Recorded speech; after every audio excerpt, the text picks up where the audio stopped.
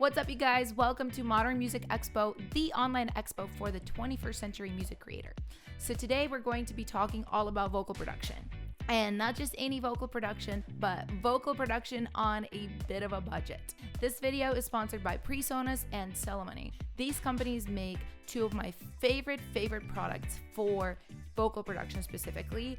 PreSonus Studio One, which is this really amazing DAW here, and I'm going to be using this DAW in this workshop and showing you guys why I love it so much. And also Melodyne, which if you guys watch this channel, you know how much I ride or die for Melodyne. It's my favorite vocal editing program.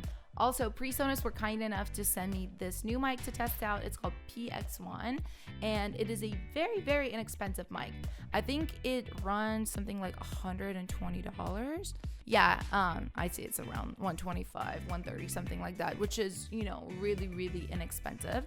Now, I've recorded demos on this mic before, and I think they sounded really good. And I will also show you guys what you can do to kind of like take a slightly less expensive microphone and make it sound a lot closer to like record quality. We're going to be recording a chorus of a pop song. This is a song for me as an artist, and I will kind of walk you guys through what I do specifically to elevate a pop song, really make it sound as nice and full as it needs to really compete with other songs in the genre. And I'll be using Studio One and Melodyne to like showcase my favorite tricks and techniques to really dial in a vocal and make it as good as it can be. So without further ado, let's just get straight to it. All right, so I have this demo track right here, really simple track, not fully developed yet, but this is like kind of very normal at this kind of demo stage of a song. So I'll play you guys a little bit of it.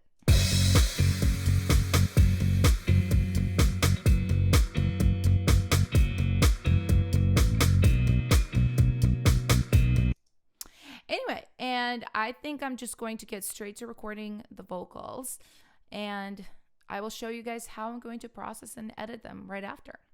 My sympathies are to Mary Sue. I know that she's tired of being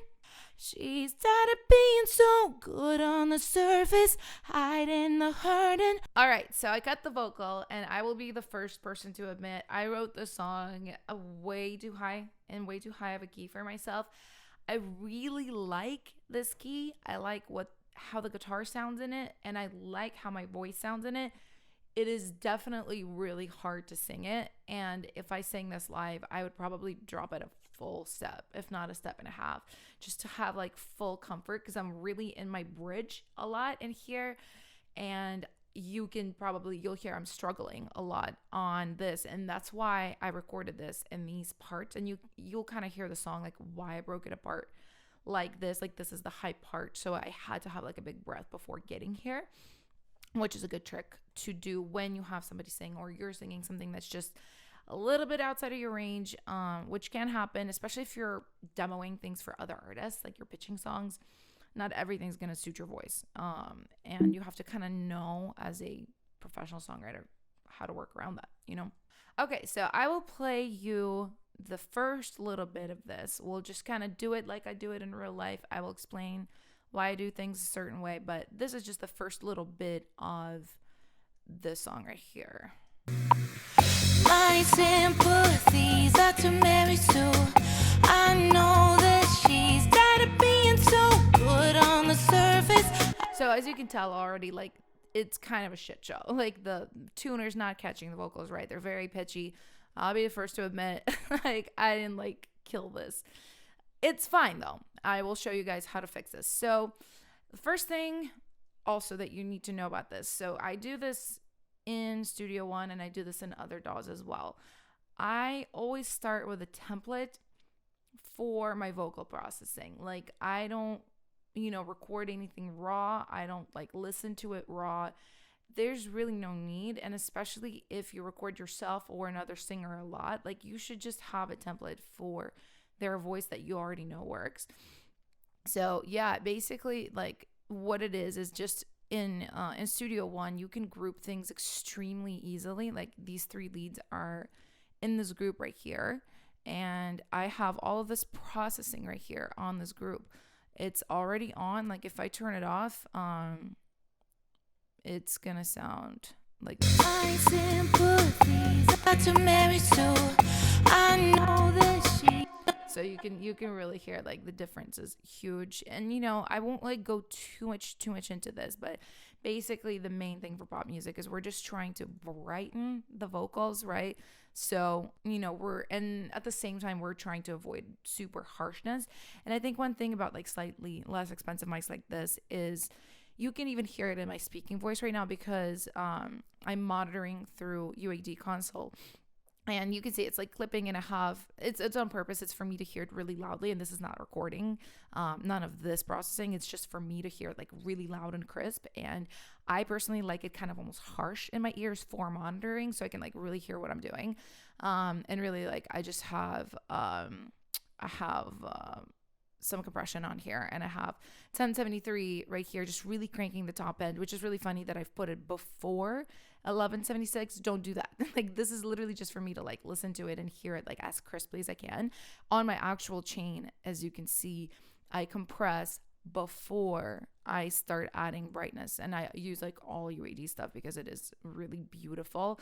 And it is really funny that I said this is low budget because those plugins are definitely, and UAD stuff is not low budget. But you can do this with like stock plugins on Studio One or whatever DAW you're in. Like for example, something like this Pultec, right? Like all I'm doing is boosting 8K right here. So you can just grab an EQ that comes with your DAW, dynamic EQ, like an analog emulation EQ like this, and just pull up those higher like 8 to 10K frequencies. Yeah, and of course the UAD stuff is gonna sound nicer, but also for demos, I'm very like, if you can hear the lyrics, if it sounds nice and like bright and crisp or pop, it's fine. Like it doesn't matter if it's not like as amazing as, you know, Ariana Grande's latest record. Like she's probably recording on a $10,000 mic anyway. Like it's, you know, it's fine like for demos as long as you can definitely like hear what's going on. So another thing I have on here is a doubler, which is a trick that I use a lot. I love doubling leads.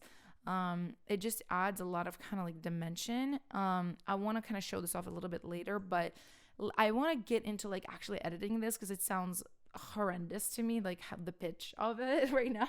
Let's do that so we don't have to be listening to this anymore because my ears are struggling with this. So I know already the first line, like the first few syllables were just bleh. Okay, so we don't have a perfect take, which I think is actually great for this workshop. For real life, I honestly would go back and re-record this, but I kind of want to show you guys how to work a really imperfect vocal, because sometimes you will work with somebody remotely and they will send you one lead and they've comped it and that's what you get. And if it's not like 100%, you need to be able to like get it there. But anyway, let's just grab this because this was the least offensive.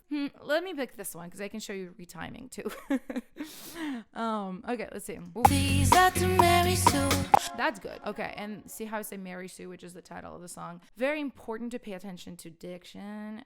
Even if you have like one of those singers that's like very unenunciated, you still want to hear the title of the song, especially if it's like a lyrically driven song. Like this is like a song exploring a character trope, Mary Sue. Like it's like very lyrical.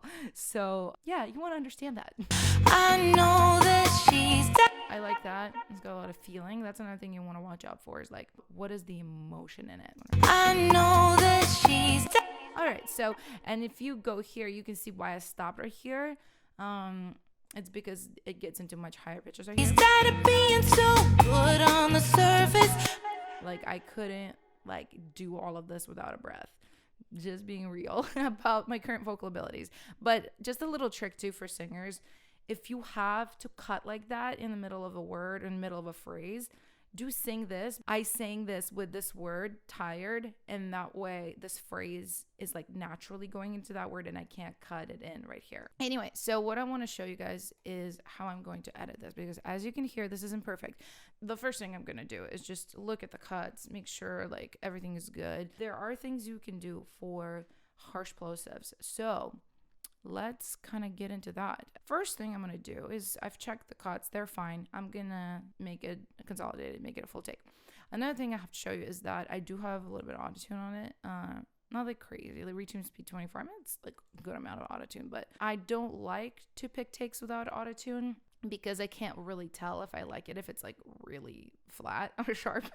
At this stage, what I do is I actually go to Melodyne Processing. And the reason I absolutely love Studio One is because of how easily it works with Melodyne. I don't know any other DAW that does this. This is kind of hard in a lot of DAWs, but check this out. I'm hitting Apple M on my keyboard. Boom.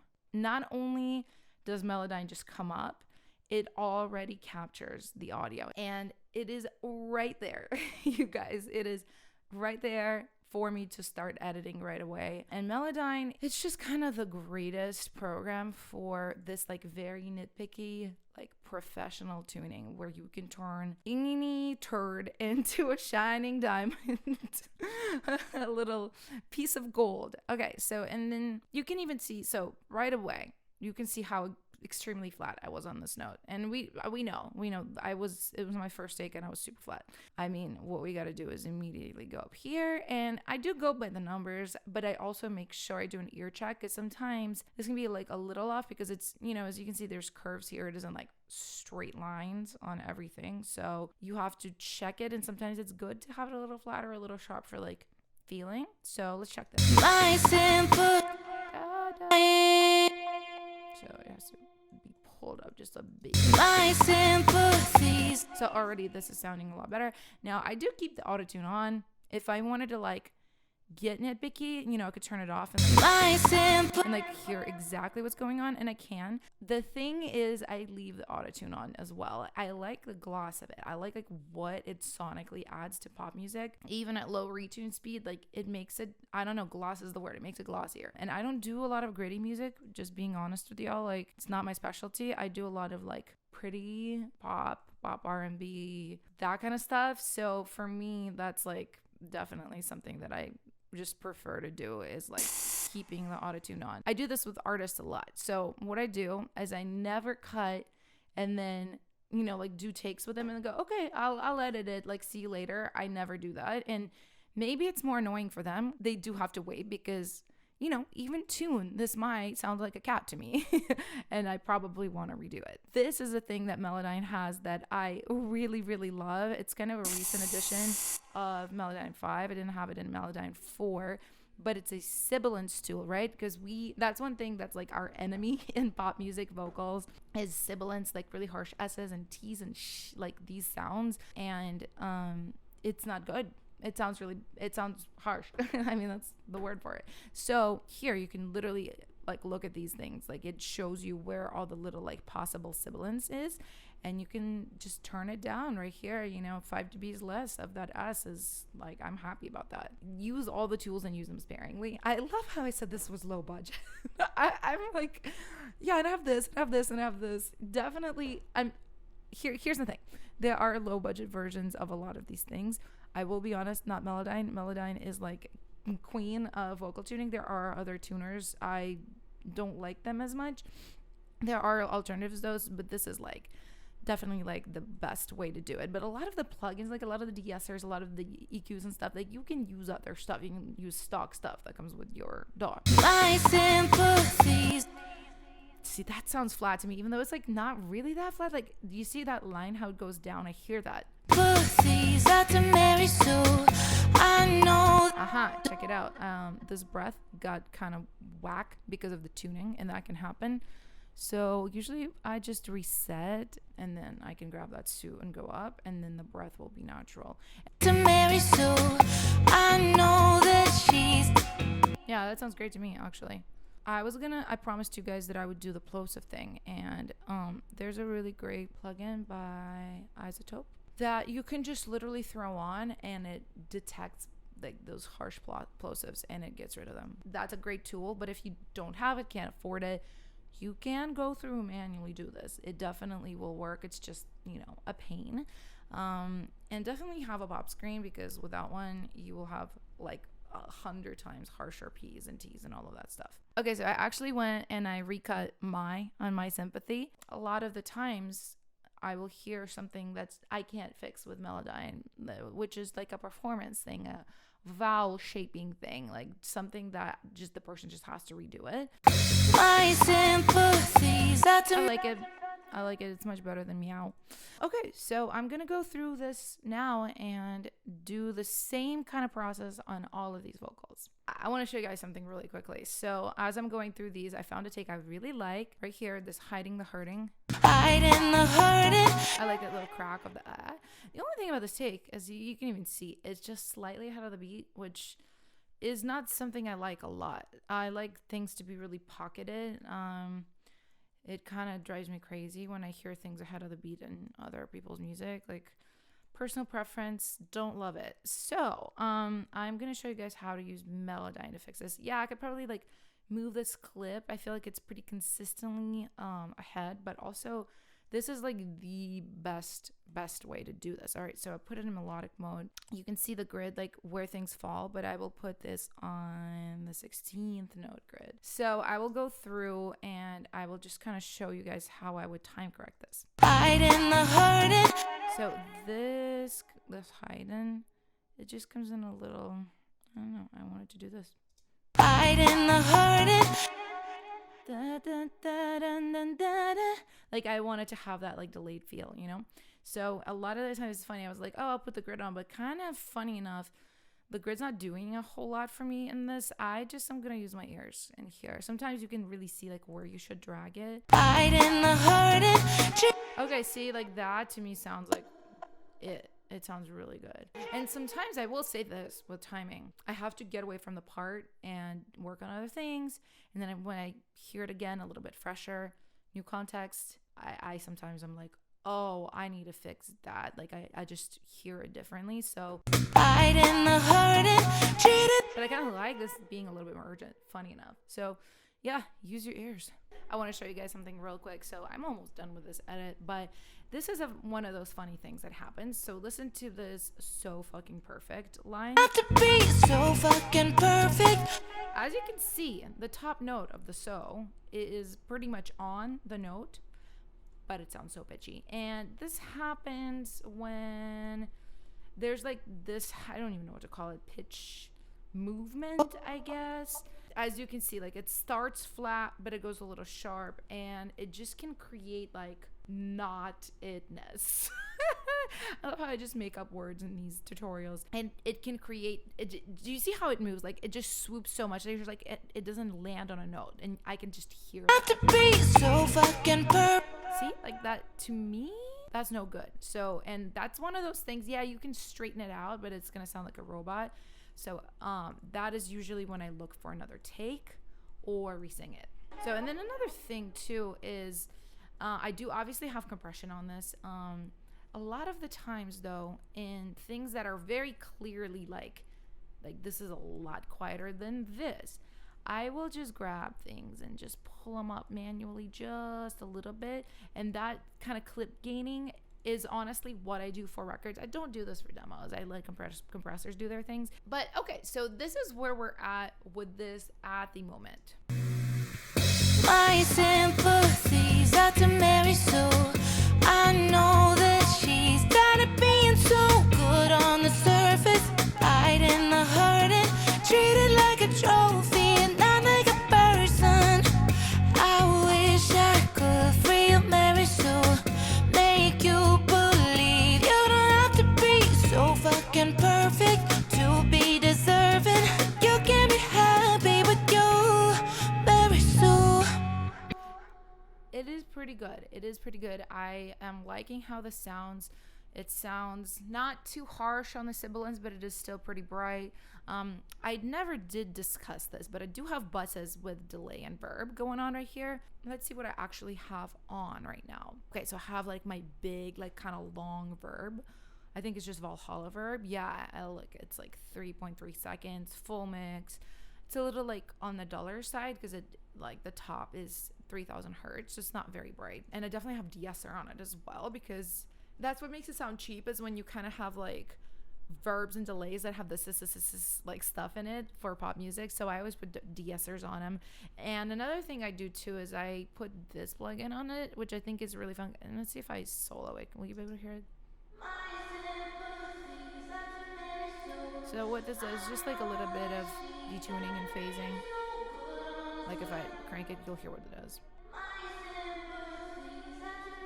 It does that, so in tiny amounts, it just does that a tiny bit, and it kind of helps it sit apart from the lead. I do the same thing on the delay, which is Echo Boy, I think, on this.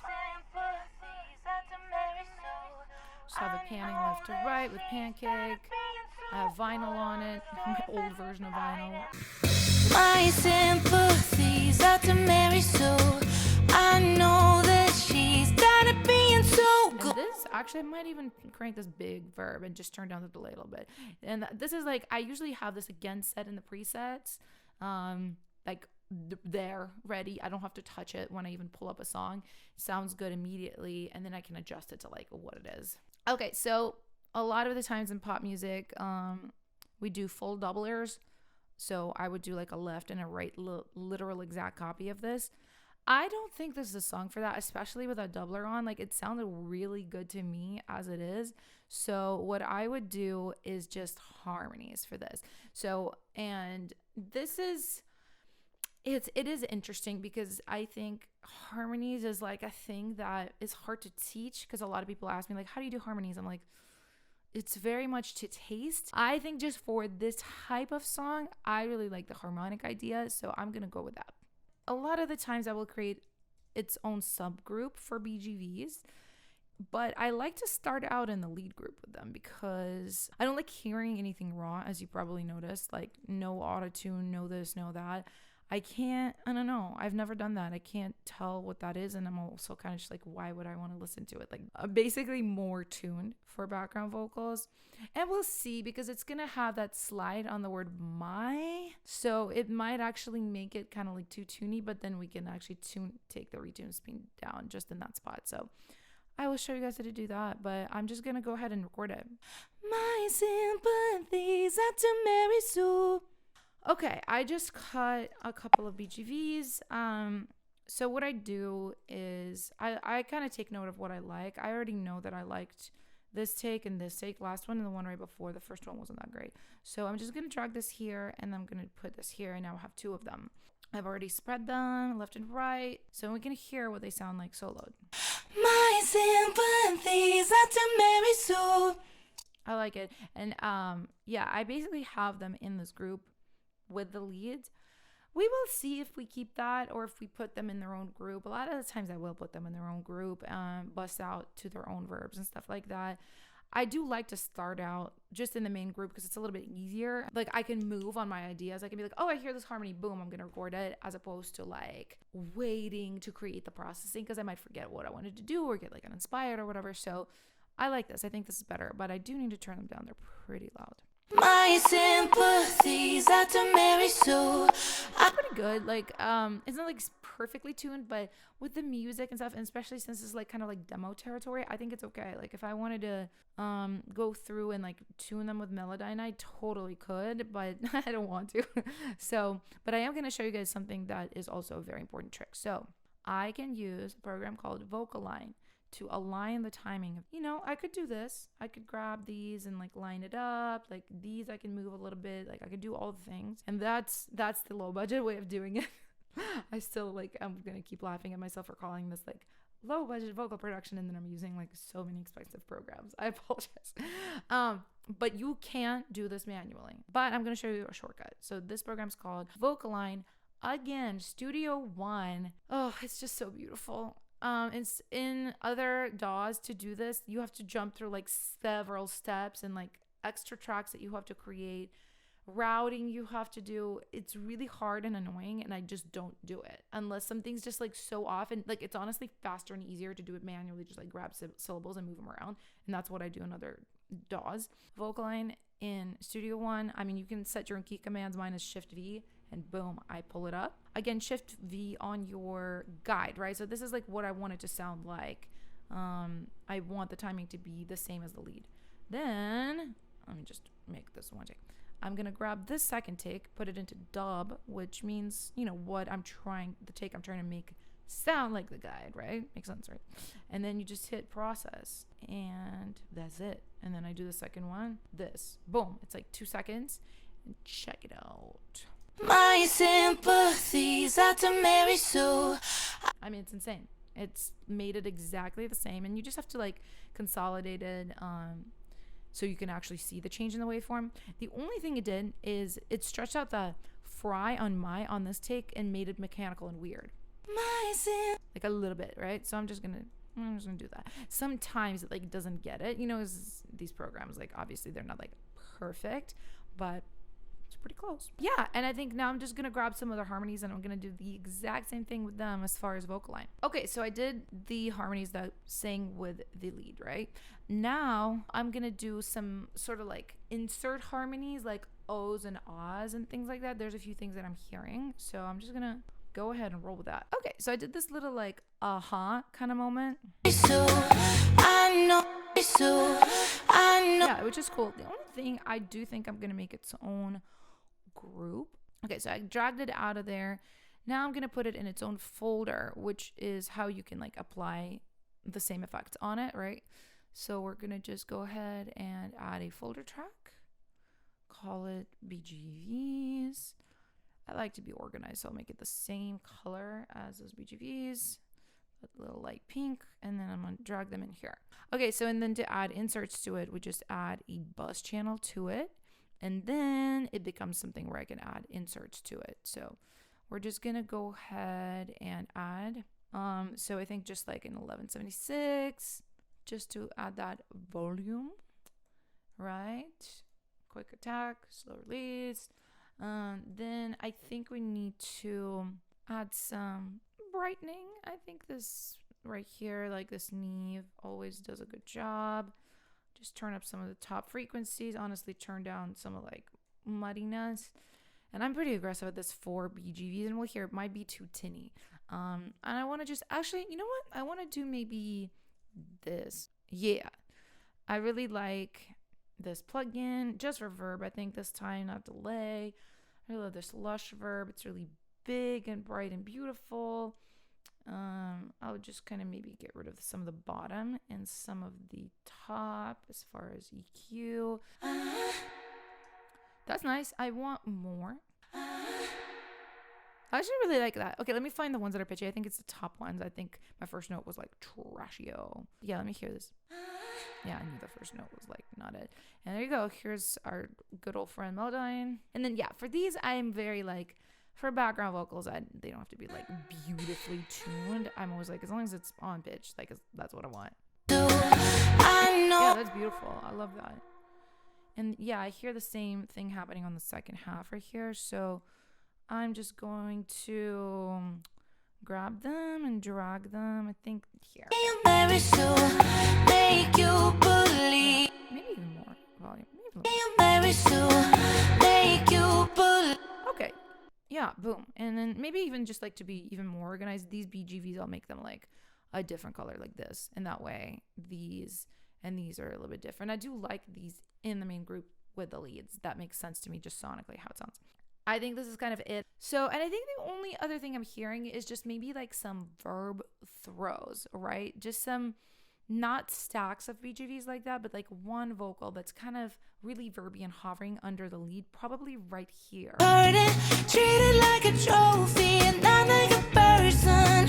Like one of those, but I don't want it to be a stack. I just want it to like be kind of soft and like floating under it. So I'm going to do that. Okay, so I recorded my throw. Right now, it's not a throw because right now it doesn't have verb on it. Not like a person. It's good. It's a little bit low, and I honestly would just add like Valhalla on it or something. Just something like this. Let's see. Not like a person. Interesting. I don't like actually the decapitator, like what it does, because remember there's decapitator on here. Yeah, it just crunches it in a way I actually don't really like. So I'm going to get this out of the group and just make it its own thing. I want it to be a little bit wider. So, I don't know, maybe like Imager by ITZY.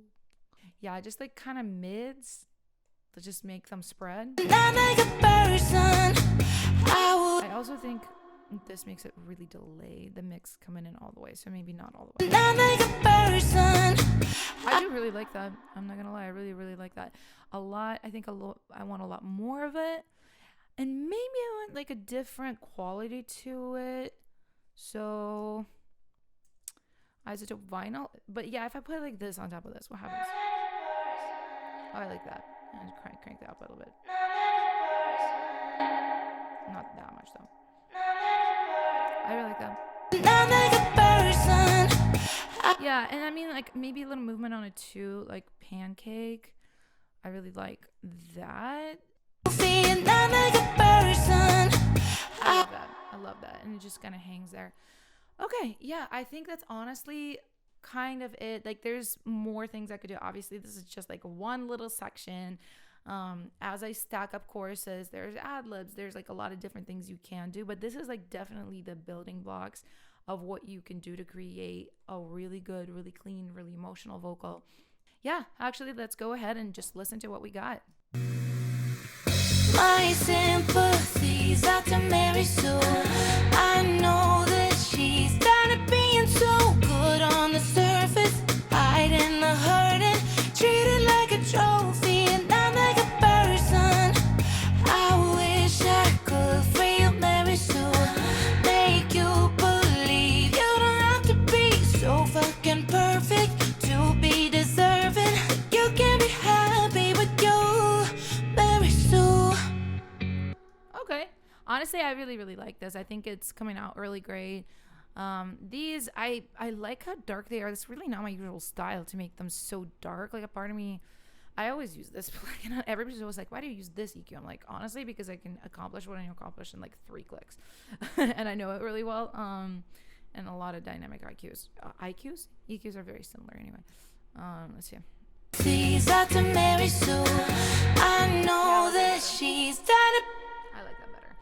Yeah, okay. And I kind of think this is it, you guys. I hope that you found this workshop informative and helpful. As always, if you have questions, please leave them down below. Obviously, this workshop is part of the Modern Music Expo, so make sure you stay tuned in for other Modern Music Expo workshops and panels. But also on this channel, as you can probably see, I do a lot of different tutorials on music production, vocal production, all these great things. So make sure you do subscribe and turn those post notifications on so you don't miss a video from me. And on that note, I'm going to go. So thank you guys so much for being here, and I will see you next time.